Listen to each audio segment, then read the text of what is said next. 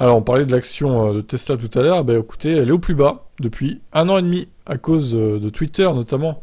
La prise de contrôle de Twitter par Musk continue de faire des remous. Après des décisions prises, semble-t-il, à la hâte et peu appréciées par les utilisateurs du réseau social. Tesla en paye le prix fort, d'une part à cause du rachat de Twitter et de la dette contractée par Musk, d'autre part à la suite des problèmes liés à la Chine. Entre le 1er novembre 2022 et la clôture du 7 novembre, la valeur de l'action Tesla a chuté de 30$, tombant par ailleurs sous la barre symbolique des 200$ l'unité. La chute est considérable. En un an, la valeur de Tesla a été divisée par 2. Et il faut remonter à juin 2021 pour retrouver une action Tesla valant moins de 200$, le 4 juin 2021.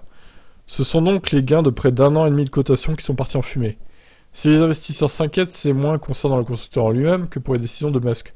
Ce dernier pourrait être contraint de vendre des actions Tesla pour rembourser la dette contractée afin d'acheter Twitter, une opération qui leur a coûté 44 milliards, alors que l'entreprise en valait beaucoup moins.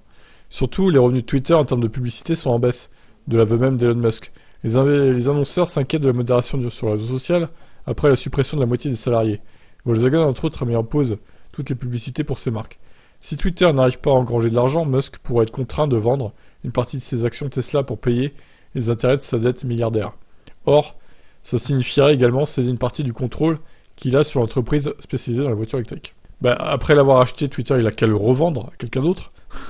Je doute qu'il fasse une plus-value, mais bon, on sait jamais. Autre problème cette fois qui ne concerne pas Musk, le Covid-19 en Chine. La production de Tesla est en difficulté à cause de la politique zéro Covid du gouvernement, qui touche également Apple.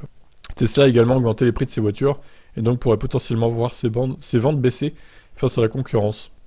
Alors en Chine, justement, ils ont baissé pour éviter ça, mais c'est vrai qu'ailleurs dans le monde, les prix vont pas à la baisse. Hormis pour le modèle Y propulsion qui est un prix, on va dire, acceptable entre guillemets, par rapport à la concurrence. Donc voilà, je sais pas ce que ça va donner. Bon, c'est temporaire je pense. Les actions vont remonter, qu'est-ce que vous en pensez vous ? Ciao.